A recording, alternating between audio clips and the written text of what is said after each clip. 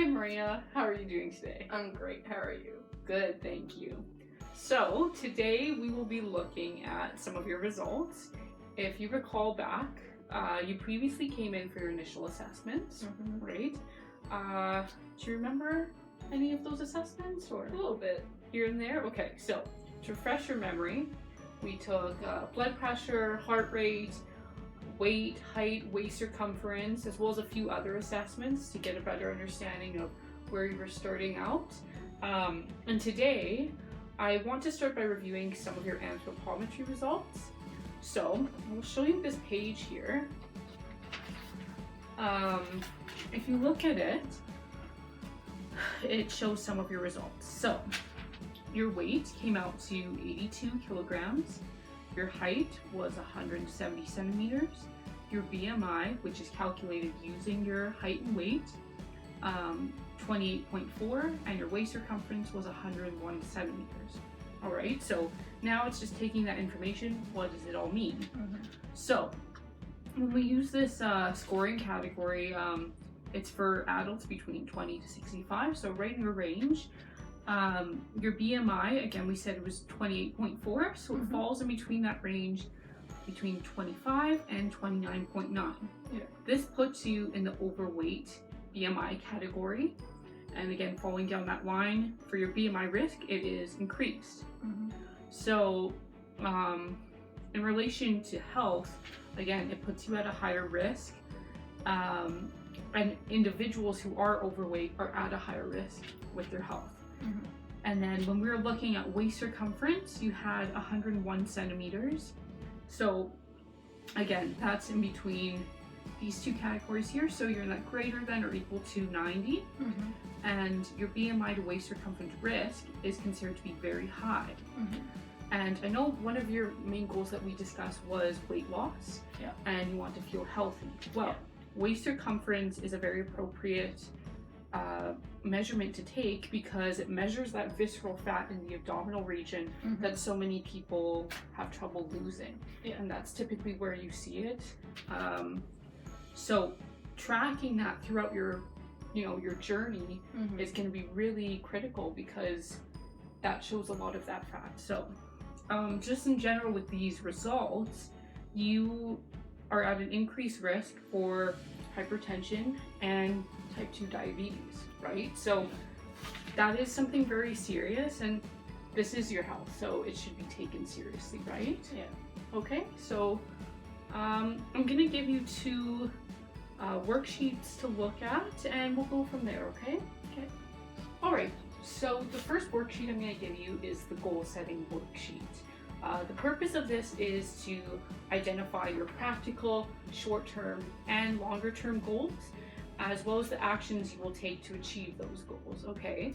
So I will get you to fill this out in your own time, and then we will discuss it together afterwards, and then we'll go through it. So I'll get you to go ahead and do that.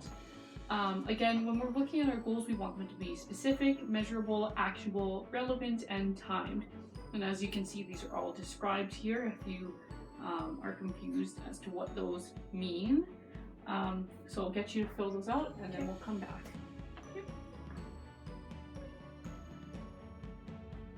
All done? All right, so I'm looking at this together. You said a long-term physical activity goal, be active at least 3 times a week, okay?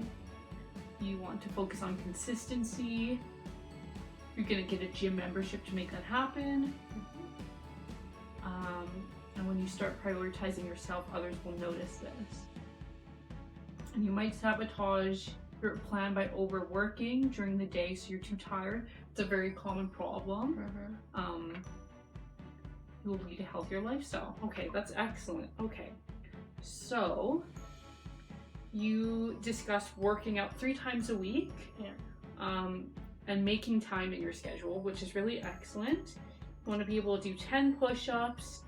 You will perform push-ups on a regular basis to achieve that. Hold plank for 1 minute and slowly increase your length of plank time to do that. And then success indicators for you were achieving those 3 sessions every week. So kind of holding yourself accountable, being able to do more push-ups, and being able to hold plank longer. So I think these are all very appropriate goals. So way to go with that. That's awesome. All right, Maria. So the next worksheet I'm going to have you do is the decision balance worksheet. The purpose of this is to help you weigh out the possible benefits and drawbacks of increasing your overall level of physical activity in your life. So I'm going to get you to fill this worksheet out. There's 2 pages here. And again, you're just going to be putting the positives and the negatives for yourself, as well as for others in your life. Again, positive and negative. And then you're going to rate it out of 3, 3 being it's a very significant impact, and 1 being it has less of an impact in your life, okay? So I will get you to fill this out, and then we'll come back to it, okay? Thank you. All right, all done, I see. Okay, so going through this together, some of the positives or the gains you see for yourself is self-care, improving mental health, increasing confidence, and increasing your energy levels. Those are all very fair. And then some losses you have here: soreness, I see you're worried about, injury risk, and that takes time that you don't have.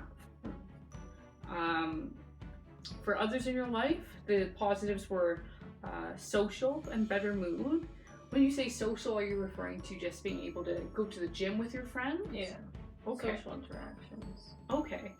And then for others in your life, the negative is taking time away from them, which I understand.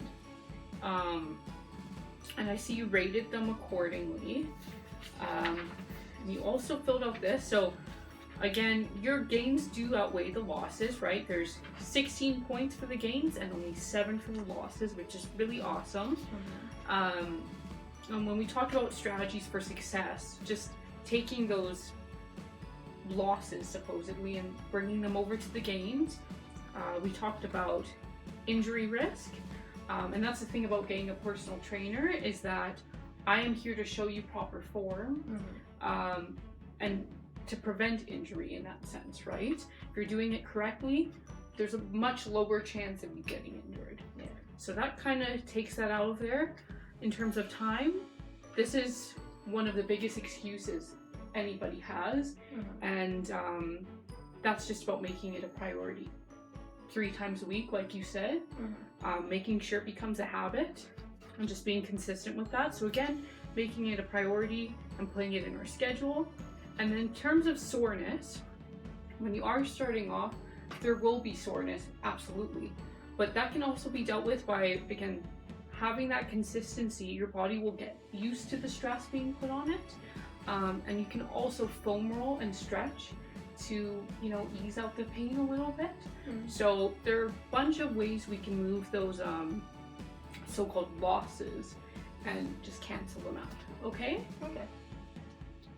All right, Maria, so we have filled out both of those worksheets, and hopefully from here we can continue to figure out ways to increase your motivation and eventually get you moving on a regular basis, all right? Well, it was great to see you today. Thank you very much. Yeah, you take care.